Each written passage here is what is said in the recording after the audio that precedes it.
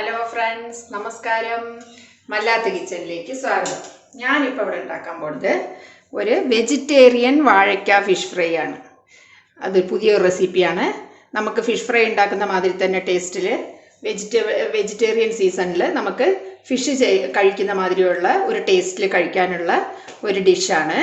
അതിന് വേണ്ട ചേരുവകൾ എന്തൊക്കെയാണെന്ന് നമുക്ക് നോക്കാം. ആദ്യം തന്നെ നമുക്ക് 2 വാഴയ്ക്ക എടുത്തിട്ടുണ്ട്. പിന്നെ മഞ്ഞൾപ്പൊടി, മുളക് പൊടി, ഇഞ്ചി വെളുത്തുള്ളി പേസ്റ്റ്, ഉപ്പ്, പിന്നെ കടലമാവ്, ഗരം മസാല, പിന്നെ റൈസ് അരി പൗഡർ, പിന്നെ കോൺഫ്ലവർ മാവ്. ഇതാണ് ഇതിന് വേണ്ട ചേരുവകൾ. നമുക്കിത് എങ്ങനെ ഫ്രൈ ചെയ്യാൻ വേണ്ടതെന്ന് നമുക്ക് നോക്കാം.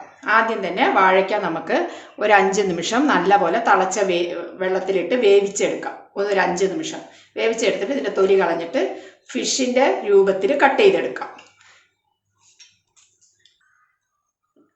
അപ്പോൾ വെള്ളം നല്ലപോലെ തിളപ്പിച്ചിട്ട് അതിൽ ഞാൻ ഈ വാഴയ്ക്ക ഇട്ട് കൊടുക്കുകയാണ്.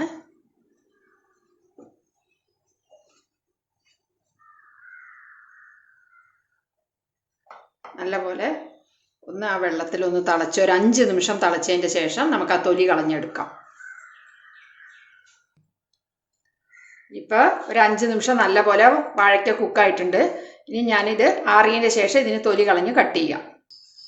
നമുക്കിത് നല്ലപോലെ തൊലി കളഞ്ഞെടുക്കാം. നല്ല കുക്കായിട്ടുണ്ട്.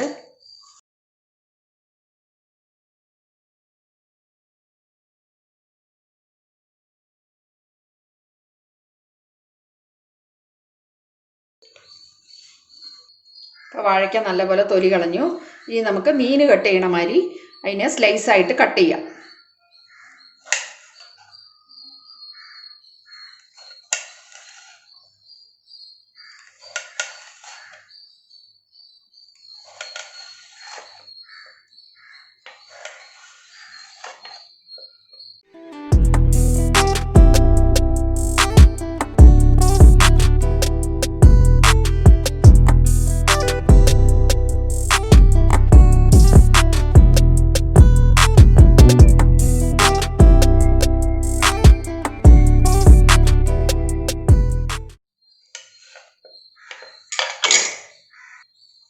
അപ്പോൾ നമ്മൾ ഈ വാഴയ്ക്ക മീൻ സ്ലൈസിൽ കട്ട് ചെയ്യാൻ നോക്കാം.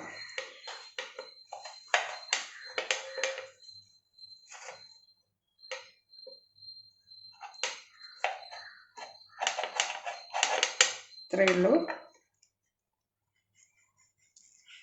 ഇങ്ങനെ കട്ട് ചെയ്തെടുക്കാം.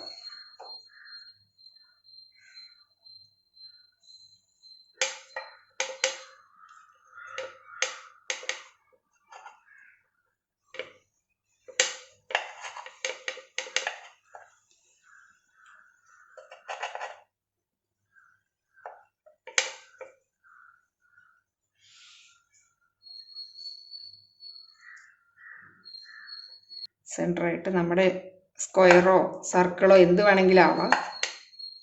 അപ്പോഴാ ഫിഷിൻ്റെ ലുക്ക് വരുള്ളൂ.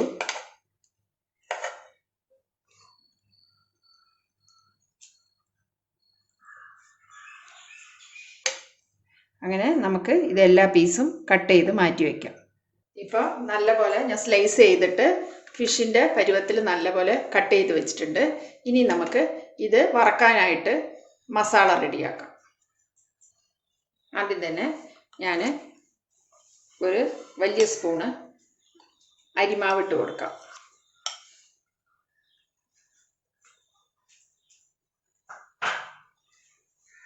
പിന്നെ 1 സ്പൂണ് കോൺഫ്ലവർ മാവ് ഇട്ട് കൊടുക്കാം.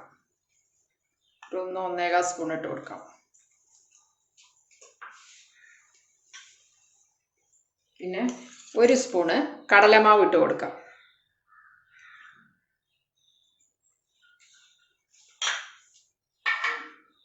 പിന്നെ നമുക്ക് ഗരം മസാല ഒരു ചെറിയ ടീസ്പൂൺ ഇട്ട് കൊടുക്കാം. പിന്നെ മുളക് പൊടി, അത് നമ്മുടെ എരിവിനനുസരിച്ച് ഞാനിതിലൊരു 3/4 ടീസ്പൂൺ മുളക് പൊടി, ഗരം മസാലയൊക്കെ ഇടുന്നതുകൊണ്ട് 3/4 ടീസ്പൂൺ ഇട്ടിട്ടുണ്ട്. പിന്നെ വെളുത്തുള്ളി ഇഞ്ചി പേസ്റ്റ് ചെയ്തത് ഉപ്പ്.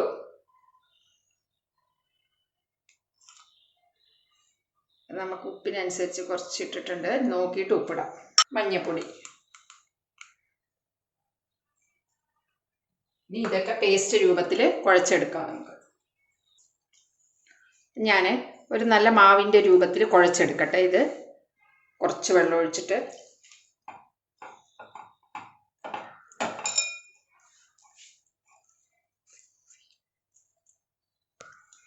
നല്ല ഈ പരുവത്തിൽ ഞാൻ കുഴച്ചെടുത്തിട്ടുണ്ട്. നല്ലപോലെ എല്ലാ മാവും ഉപ്പും എല്ലാം ചേർന്ന് ടേസ്റ്റ് നോക്കി ഉപ്പ് കറക്റ്റായിട്ടുണ്ട്. ഇനി നമ്മൾ ഈ വാഴയ്ക്ക സ്ലൈസ് ചെയ്ത് വെച്ചതിനെ ഡിപ്പ് ചെയ്തിട്ട് ദോശക്കല്ലിൽ നമുക്ക് വറുത്തെടുക്കാം. മീൻ വറുക്കണ മാതിരി വറുത്തെടുക്കാം. ദോശക്കല്ല് ചൂടായിട്ടുണ്ട്. ഞാൻ ഡിപ്പ് ചെയ്തിട്ട്